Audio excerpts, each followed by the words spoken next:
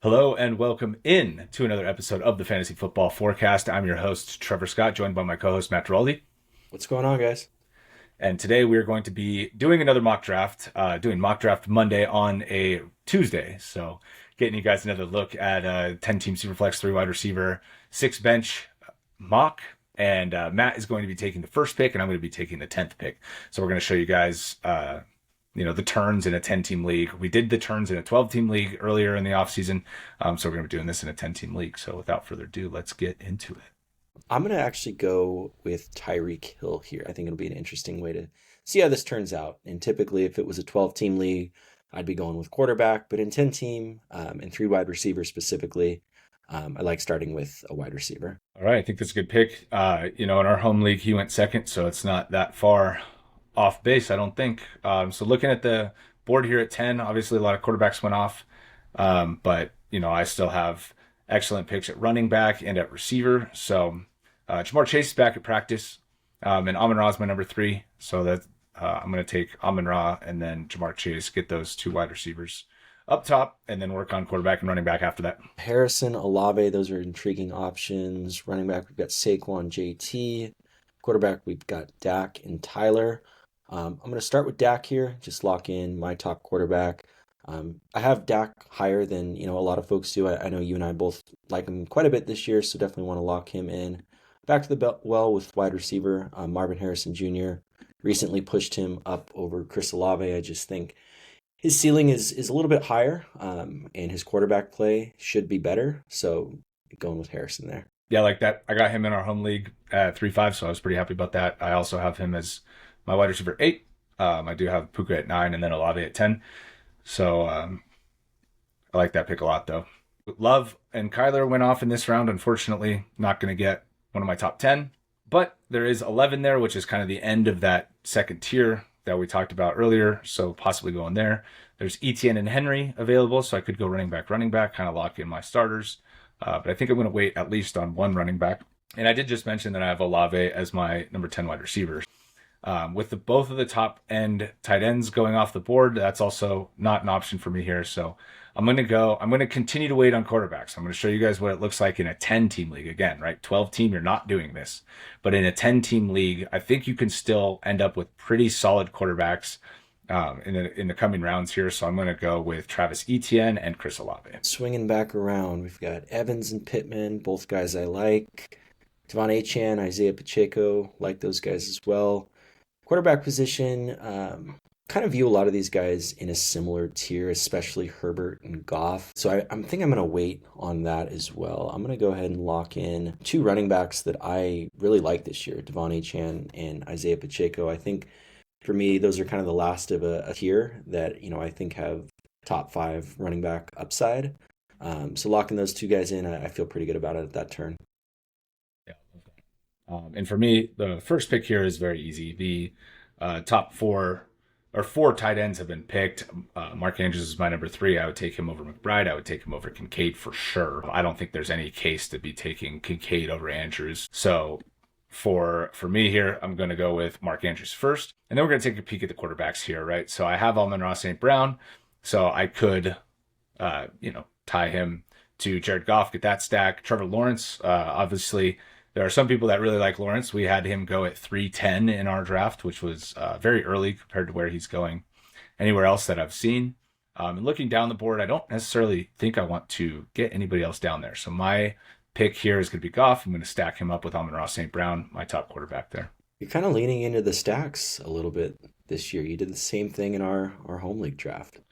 Yeah, and I have Amon-Ra, Goff, and I got Laporta in the home league draft. So my issue with stacking in redraft or in season-long leagues is when you do it up top, right? If your first and second, or your first and third picks are, a stack, then, you're exacerbating the risk, right? You're making it so that if one of those guys gets hurt, it's going to drastically impact a lot of your draft capital. Now, if you wait, right, and Goff gets hurt, or Amon-Ra St. Brown, obviously he's your first round pick if he gets hurt. At least Goff was your 6th round pick, and the rest of your roster still should be pretty solid, right? Or pretty strong comparatively to the rest of the league, even if one of those guys gets hurt. So that's my main concern, is stacking a little too early in season long. That's a good point to call out. And for me here, Both these picks are pretty obvious to me. I'm pretty high on Nico Collins this year. I think he's going to be the number one target on what should be a very good offense. Fill out that third wide receiver. Swinging back to tight end, I'm going to go with George Kittle. I know they have Kyle Pitts ranked higher, but I don't trust Pitts at all. And we've talked about this before. When you have a turn pick, you might have to reach just a little bit. Looking at this board, there's only three other teams without a tight end at this point, so I am pretty confident that Kittle would not be there. So I'm going to go ahead and lock in George Kittle here. Another thing to consider at the turns, right? When you have this many picks between, the 7-1 and 8-10, you got to make sure that you lock in the players that you want, the positional values that you can get at that point. Obviously, it might feel like a reach at some points, but you can't worry about that a ton at the turns. You just got to lock in the guys that you want and make sure that you're comfortable with, the positions that you're starting to accumulate. So I think that was a really good pick because, like you said, he's not making it back. So for me here, right, I got some options at running back and I got some options at quarterback, and I think I'm going to go with one of each of those because I still only have one running back and one quarterback, and I want to kind of highlight how this will turn out. Again, this is really lucky because I don't think Jaden Daniels is going to be making it to the seventh round, the end of the seventh round in very many drafts. He does have a lot of upside. He went 5'9" in our draft. I think there's enough upside at this point where, maybe I take a Will Levis or Derek Carr to fill in that third spot just in case he doesn't work out. But in the seventh round, again, talking kind of similarly to once you get down here, these guys are, difficult to hit on anyways. So I'm going to go with Jaden Daniels. And then I do want to focus on running back here because I do think that, the tier is starting to run out here. I have Aaron Jones ranked quite a bit above the rest of these guys at 16. Swift, I'm not interested in. Ramondre I have at 20, Montgomery at 22, James Conner at 21. So like the rest of these guys, I do have more question marks than I do around Aaron Jones. I feel like Jones is going to be very utilized in the passing game.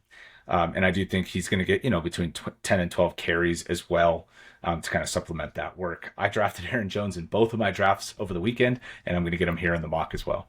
You love Aaron Jones. Yeah, I definitely am higher on Aaron Jones than the consensus I'm finding out. People seem to either be passing on him or it feels like the right spot, and I feel like he's the one that falls out of that tier the most because I have him tiered with Ken Walker, Rashad White, Alvin Kamara, and Mixon, right? So obviously I'm going to like him similarly to those guys, and the fact that he goes the last or later than those guys is something that I see as a value personally. And for this pick, looking at the QBs, I've got Stafford, Cousins, Baker. I have Stafford just ahead of Cousins. I actually took Stafford in our home league draft, so I'm gonna roll with my guy here. Looking over at the wide receivers, Reed, Godwin, Hollywood, Ridley, Monty, James Conner. I'm going to go with James Conner. And the way I'm building this team is I can start him in my flex spot. I've obviously got Achane, Pacheco. Typically, I want to start four wide receivers, but I think there's a lot of value in having those three running backs. I think Connor's going to be great this year. Don't expect him to necessarily stay healthy the whole time, but I think when he's on the field, he's going to be a solid producer. Yeah, I agree with that. I think getting him in the ninth round kind of alleviates all that risk, right? Say he misses 5 weeks, you still get him for 12 weeks, and he's going to be a top 15, maybe even 10 producer during that time. Very much like that pick. So for me, I have two running backs now. I could go back to running back, right? But it's thinned out quite a bit. There was just a major run on running back in this round, and looking at the top options here, Raheem Mostert would be my pick of these guys. But, I still like some of these guys down here. Singletary, Tajay Spears, all the way down to Chase Brown. You guys know I like Jerome Ford. I feel like we can get you off to a hot start. So I'm going to pass on running back here because I think the receiver value is really good. And I currently have Calvin Ridley and Rashee Rice ranked right around 25. 25 and 26 actually right now. I just moved them ahead of George Pickens. So those are the two that I'm going to lock on here and feel really good about my flex spot and my first bench player. So let me take a peek at the wide receivers. This pick, pretty obvious for me, Deontay Johnson. I think he's got a good floor. I know I think he should be the focal point of that offense. Like I said, with picking Connor, don't necessarily have to start him right away. Looking at some other guys here, someone that I've been pushing up quite a bit recently Brian Thomas Jr., we did a segment on some sleepers and specifically some rookie sleepers. And Brian Thomas is a guy who I think, there's a chance that he emerges as the top option on that team. And just with his physical ability, there can be a high potential return on investment with him. Somebody I think in your league is going to draft him before this, right? He went quite a bit earlier than this in our home league Yeah. draft, I think, like almost a whole round earlier than that. So, there will be likely somebody in your draft that pushes him up. So if you do want him, make sure you're looking at him a little earlier than his ADP would suggest. For me here, I'm going to get in on my third quarterback. I do think in drafts like this, the mock drafts are not going to be a very good simulation on Sleeper of how your third quarterbacks are going to get picked. I know I picked my third quarterback in the ninth round in our home league draft. Kirk Cousins fell all the way down there, so that's who I took, right? And he fell into the ninth round of this draft as well. But I'm going to go ahead and lock up Baker. I do feel very confident in Baker this year, as at least a high floor play. He was solid last year, and I really think that for my team, making sure that I have an additional option to back up Jaden Daniels in case that doesn't work out is more important for a roster like this than if I had picked somebody a little safer as my number two. And then obviously not going to go back to quarterback, so I'm going to take a look here. And Devin Singletary, somebody I mentioned in the last set of picks that I would be comfortable with as my third running back, made it back to me, so that's who I'm going to go with here. I feel really good about his workload and about the fact that the Giants do seem to be looking to him as their lead back. So the offense will be bad. That's obviously why he's going so late in these drafts. But, with a 15 touch workload, I think he should be able to find himself, producing relatively consistently week over week, even if that consistency is pretty low with the amount that they're expected to be scoring. All right. And looking at my board, a couple guys that I like here. Cortland Sutton, he's a good player on what I would not expect to be the best team in the world, but I think he's the clear top option, and to get a number one receiver, or who I think is going to be a number one receiver, in the 13th round is pretty good. Looking over at running back, a couple guys to call out. Trey Benson is someone I would consider here because I do have James Conner. There's also Jerome Ford on the board, who I like a lot too. Ford, I think that you can confidently start, the first few weeks of the season. We don't know when Chubb's going to come back or how healthy he's going to be when he comes back. But, looking at Achane, Pacheco, and Connor, who I already have, I'm probably going to be starting those guys over Ford anyway. So I'm going to go with the insurance policy of Trey Benson, and kind of just that high value handcuff. Yeah, and you use your 13th round to kind of ensure your flex spot, right? I mean, Connor should have more passing game work than Benson. But, if anything does happen to Connor, you do have that flex spot covered. So I do like the idea there. And there's a chance as the season goes on that he kind of carves out his own role. He is very explosive. So, maybe he gets, certain parts of the field where he's spelling Connor and can kind of get an explosive play here or there, and help increase his role as the season goes on. I think that's a good pick there. I think the Cardinals offense should be better than expected. All right, so for me, there's not much here with running back. The guy I would take of this group is Rico Dowdle. I do have some high hopes that he can take over as the starter. I don't think Zeke has much left in the legs at this point, so that would be where I would go at running back. But I do think that I have three already, so let's take a peek at overall. A lot of quarterbacks up top. I'm not going back to quarterbacks because I just took Baker Mayfield. So that puts me at a position to take a couple more wide receivers here.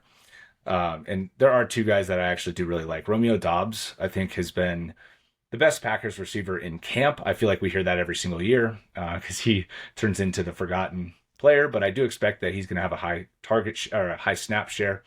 He's going to be playing on two wide receiver sets. I think he's really good red zone target. So I do think that there's, some reasonable expectations that he's going to be able to be rostered all year. So that's kind of the idea behind taking some of these guys, is that, even if they don't have the most upside, that guys that are actually going to be playing at this point, I think are worth taking. And then Jacoby Myers, again, I don't know how useful it is for me to continue to tell you guys over and over and over that Jacoby Myers is the best value in all of these drafts. I think you guys get it at this point, but in the 14th round, I just can't pass on him.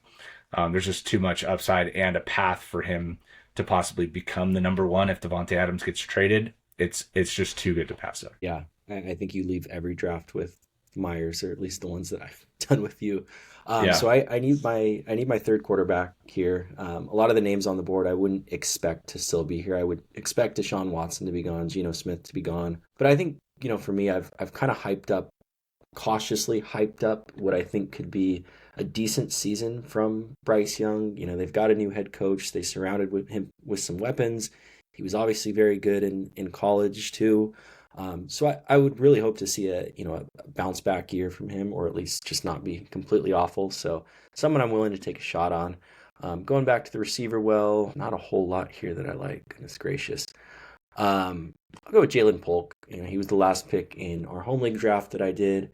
I talked him up on that sleepers episode. I think there's a chance to be a number one. If it doesn't pan out, you can always cut your last round pick. It's not the end of the world. Yeah, agreed. Uh, and then one guy that we have talked like zero about on the channel that I do think is worth talking about here. If you're still with us, thank you so much. But I do think talking about Taysom Hill is worth it because it does look like he's going to be the number 2 running back on the Saints, right? So there's been a lot of camp reports about him. He obviously scored a lot of rushing touchdowns in the middle of last year.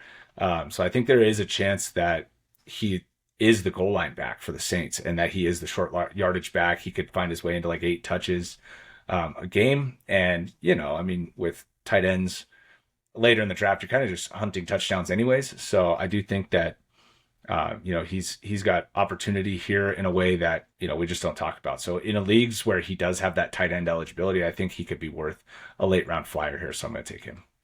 And with that, we have completed the 10-team Superflex mock, and we look forward to seeing you guys in the next one. Thanks so much.